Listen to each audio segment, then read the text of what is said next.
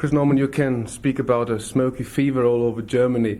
Does it afraid you sometimes that every newspaper and every radio station and every music box, new music is coming out, you see your own pictures? Do you see any problem in it? No. But sometimes, you could see, my God, now it's okay, but it's better to sell 3 years a lot of records than 1 year some million records. How do you think about it, maybe? No, it's very nice. Everything about it's great. I mean, you can't complain when you're in demand. It's very, very nice. It's nice to be so popular with the fans and everything. And I mean, you got to make the most of it. A group's career can be over very quickly, or it can last for a long time, depending how you use it. We hope that we're going to use it properly, so it'll last for a long time. But you never know. So the thing is, you've got to make the most of it while it's happening, The success of Smokey is a great time. The success of Chris Norman. Your voice is in the front on the records. Your pictures are asked mostly. Girl, write to you. If I get letters to Smokey, it's dear Chris Norman. Do you see any difficulties? Maybe sometime to say, "Oh God, start my own career, be a solo singer. I could get the same sound like Smokey does." Or would you say Chris Norman sound would never be the Smokey sound? No, it's not a Chris Norman sound. It's a Smokey sound. It's everybody in the band. The guitar sound is Alan. The harmony sound is all of us. Everything about the Smokey thing. It's not anything. It's not Chris Norman at all. It's all of us, And I think everybody anyway gets just as much fan letters as I do. I think everybody in the group's just as popular. I mean, maybe eventually in a few years from now I might fancy doing an album on my own, not because I want to do anything away from Smokey, but just because I perhaps would like to do it for fun, but nothing serious, just maybe for fun. I mean, I enjoy working in Smokey, and I wouldn't ever expect to get that same sound without the rest of the guys, Smokey is one of the most popular groups you ever had, I think, because maybe in Germany, I've never felt beside the Rollers and Beatles and so on that like a Smokey fever. Would you say that all those you have to have success now? Every new Smokey single, oh goodness, they're looking more critical as they ever did before. Does it does it give you a narrow thing to work with? It's a bit worrying, yeah. We do think that a lot. We think we've got to make sure this next single's good enough and the album's good and that. Well, I think we would anyway, but it means that we do more so because people, I suppose, are expecting the next single to be just as good as the last one, if not better. And the next album, they're hoping it's going to be as good. And we've got to make sure that it is. So we've got to be careful what we put out. Also, we can't... It's difficult to try and anything too adventurous in case people say, I didn't like that, I don't like the way they're going now, I liked them when they were doing the other stuff, So we can't do anything drastic. We try and eventually to change things gradually, very slowly, so that we don't do it all at once and people don't get upset about it, How do you look at it if you get a new Smokey single is very quickly one German here getting a German version of it? You had it with Needles and Pins, with Bettler and Prince, and you had it with Is It Alive. They come very quickly and say, I've got the new Smokey, it has to be a success. Do you like it? How do you look at it? Very critical? How do you think about it? It's all right, except for the fact that when somebody else does a song that we've done in German, it automatically takes so many sales away from us, because a lot of people will buy the German version because they only speak German, whereas if the people didn't record it in German, the people would probably buy ours anyway, even though they didn't speak English. So it's a bit annoying. Could you imagine any time or any future to sing any German record yourself, or Smokey could imagine to sing German? Yeah, maybe. In fact, the last album we did, Bright Lights and Back Alleys, we were going to record a song then in German for Christmas, but we never got round to it. I won't tell you what it is in case we decide to do it next Christmas. But we got the German words for it and everything. We got it all written out and everything. The reason we didn't do it was because we ran out of time, and we thought, well, it's not that important to do yet, So we didn't do it, but we maybe do it in the future sometime.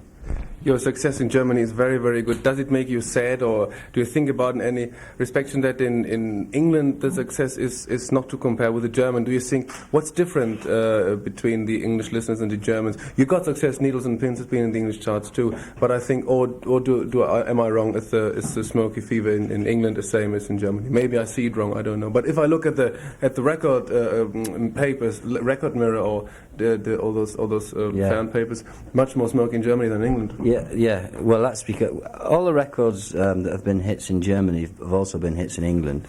So as far as that's concerned, we've had the same success. We're more popular. We're gaining more popularity as time goes on in England. The last tour we did was sold out all over. So as far as that's concerned, there's not the same kind of fever, you call it, right? There's not that.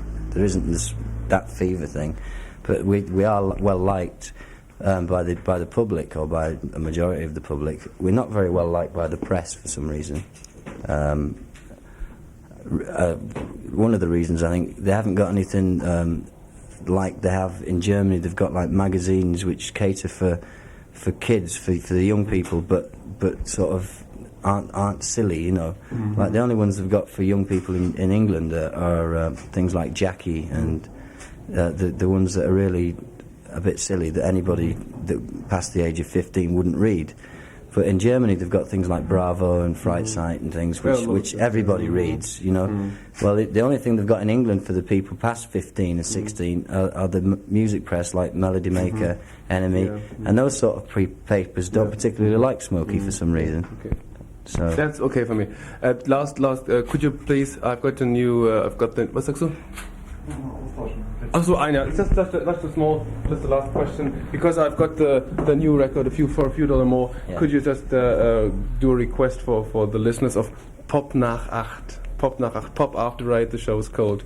Could you say, this is all the best to Chris Norman for Pop nach 8, and this is our new record for a few dollars more, something like that. Pop nach 8, Pop After 8, Pop nach 8. Okay. Hello, this is Chris Norman. I'd like to say hello to all the listeners of Pop nach 8, and this is our new single for a few dollars more.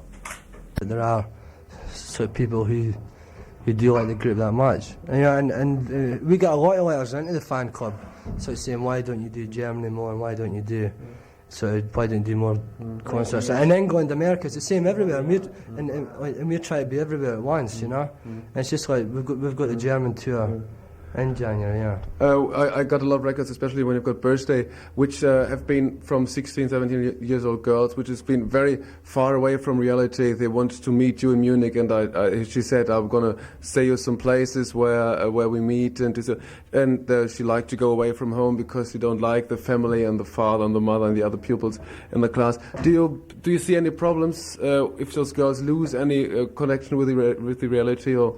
Well, I mean, I really would wonder whether they're living in a reality, or if what is in their mind is their own reality, which in the case I would think it is each person has got their own reality.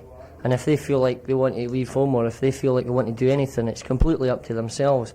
I don't think it's anybody's part to tell them any different. Could you imagine to be together with a girl which is an extreme roller fan, would you like to be your girlfriend screaming and looking, or maybe another group? Could you imagine that your wife or your girlfriend could scream to see an ABBA or something like this? Would you like it? Well, I don't know. I've never been in a predicament, so I've not had that experience. So I don't know if I'd like it or not. You can't really say anything about that. You started now the American market, and to sell 1,000 records in Germany means to sell 1 million in America. Is the European market, England, Germany, still interesting for you, selling records? Oh yeah, the German market's really interesting for us. The whole of Europe is interesting for us.